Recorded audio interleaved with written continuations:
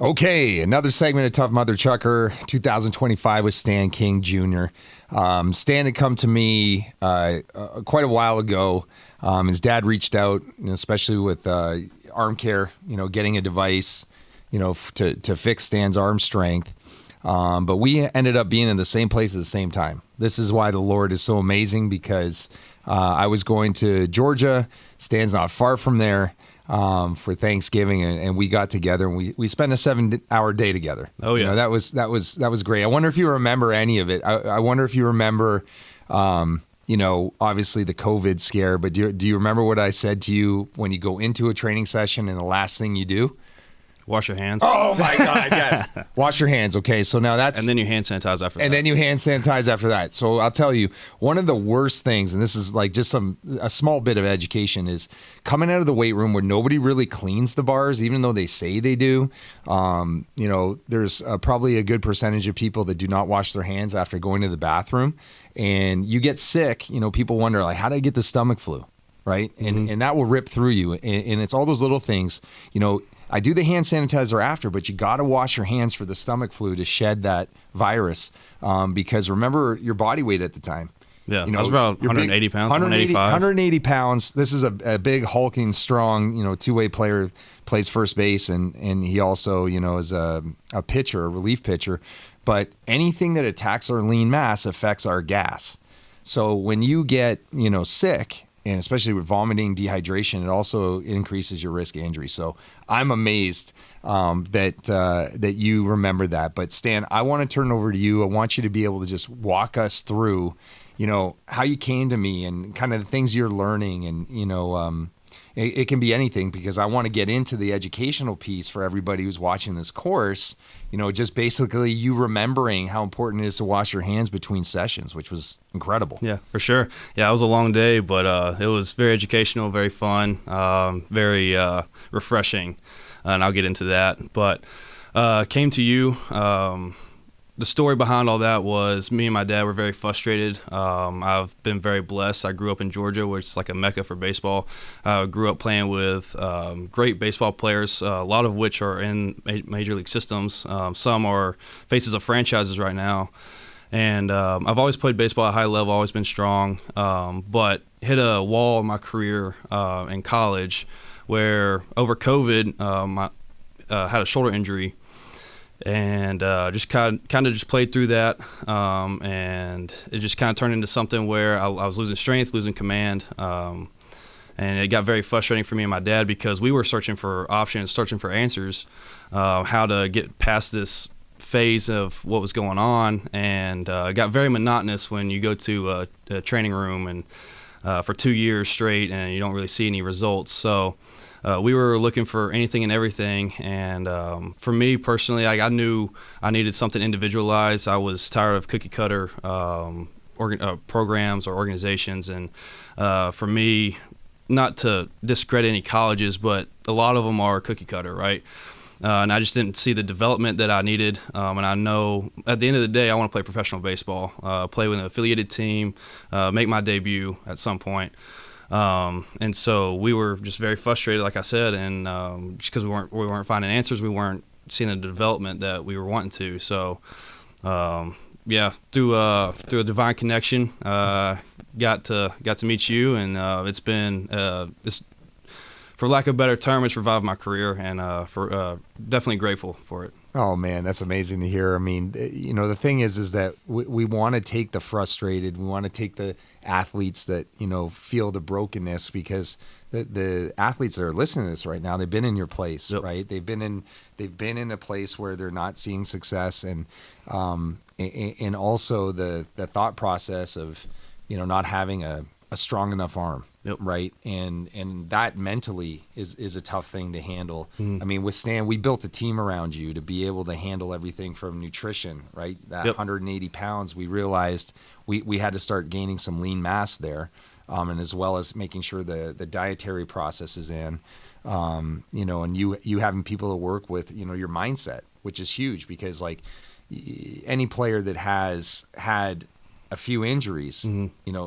Big scholarship opportunities, it's hard enough, watching players who you played with become, major league superstars. Yep. When you were right there with them, and then having that thing decay, can be tough. And you've done a lot of great work. I want to know if, remember, we had a hard time lifting, a 3-pound dumbbell overhead. Oh, yeah. Do you remember what the first exercises I was doing with you to get your arm overhead? Do you remember what we were doing in that? We put the hands on the floor, right? So we were doing a lot of, I don't know exactly what you call them, but a lot of basically handstands against the wall. So closed chain exercise. So whenever our hands or our feet are in touch with the ground, we call that closed chain. If I have dumbbells that I'm pressing, those things are more open chain because they're in the air. So one of the things that his mind was wired to is I lift my arm in the air, which is open chain with a 3-pound dumbbell, it's going to hurt. But what's interesting is when I put his hands on the floor, his shoulder blades, they moved in the correct sequence. They cleared, so you had less pain. So I remember we first started, I just want to know, can you do a high plank? Right. And we have a whole handstand progression, and there's a lot that I'm teaching, through armcare.com on those type of exercises. But we ended up getting to ourselves to a point where we were completely inverted, and he was amazed. Now imagine, a guy who can't lift 3 pounds over his head. Now he's doing a handstand of 180 pounds over the shoulder. So, that particular experience is that we also saw. What else did we do? We did zombie walks. Do you remember the carries? Yeah. Zombie walks. Talk we did the walking pushes too. Yeah. I'll say that whole experience was pretty humbling. When my first test that we did together, I couldn't do the scaption test without pain. I mean, my scores were very low. I mean, yep. Do you remember what the first score was? Well, the thing is, the scaption test, we had to cut it because you had some pain. It. Yeah. So that's the whole thing is we were rewiring your brain. Yep. To get away from pain. Pain and brain, they go together. We're going to have some courses on that, on how to handle pain, how to manage, discomfort. You talk about your sporting background, because the thing that scares me basically with what Stan did to compete is you worry about pain tolerance, which you have a pretty high one. Yeah. So growing up, played a couple different sports. My main two were wrestling and baseball.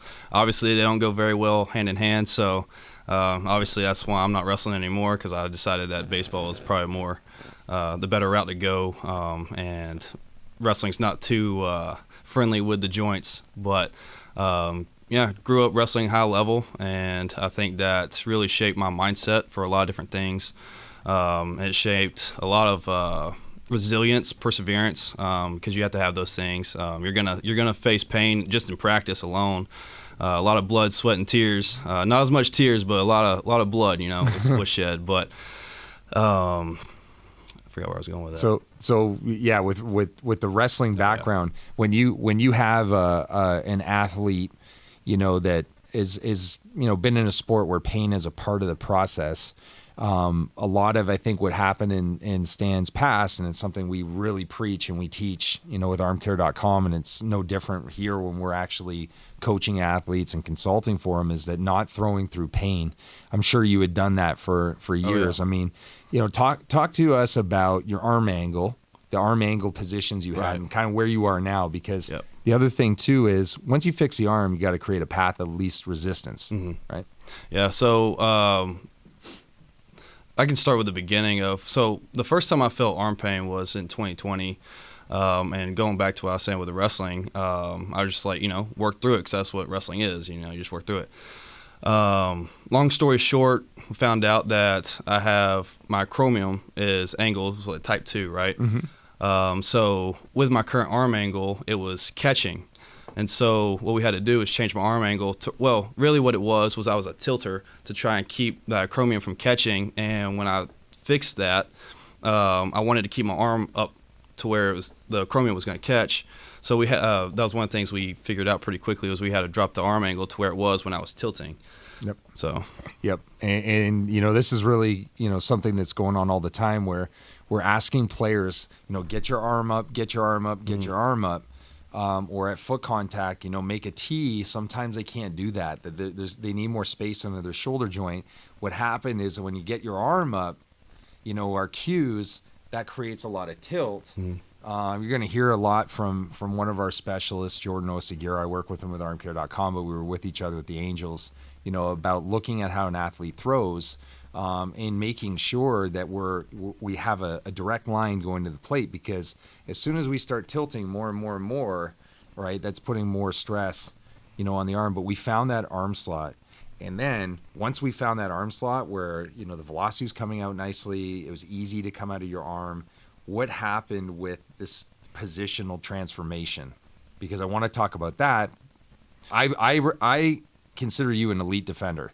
Yeah. So there's some people in Major League Baseball who've worked with you who have said the same. Mm-hmm.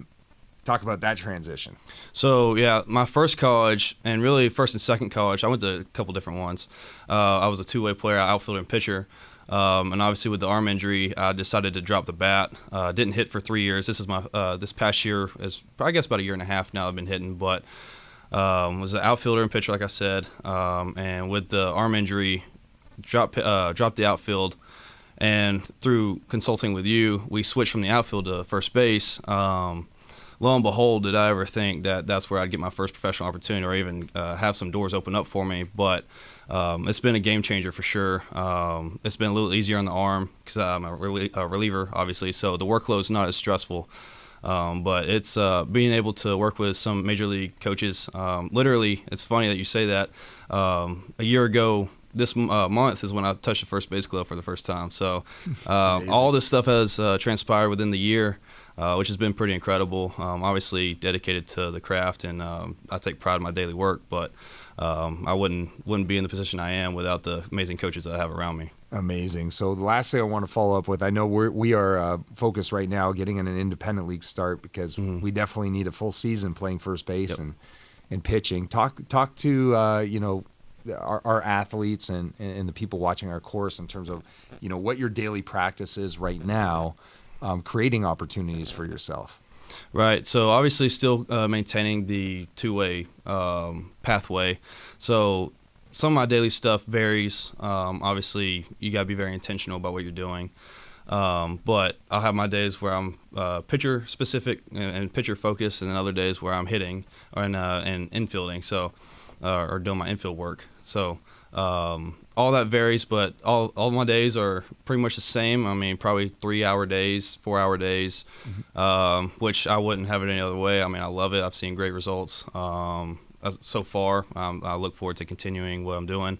But yeah, it's been fun. Yep. And along the way, again, as a two-way, we are evaluating, your arm care data, making these adjustments.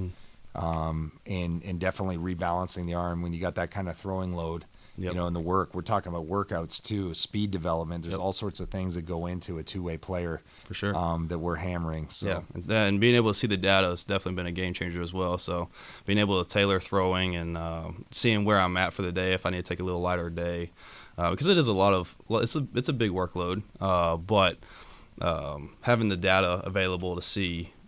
It's priceless, especially in the rehab process when you're day in, day out of those training rooms, seeing the same walls. You're like, is this actually working? Is it not? And then going through training even, it's like, am I actually getting stronger or am I not? So being able to see the numbers tick up, it's been amazing. Yeah, man. Well, we're grateful, everybody, on behalf of everyone with RC13 Sports and working with you, man. It's amazing. Yep. It's been a blessing for sure. I wouldn't change it.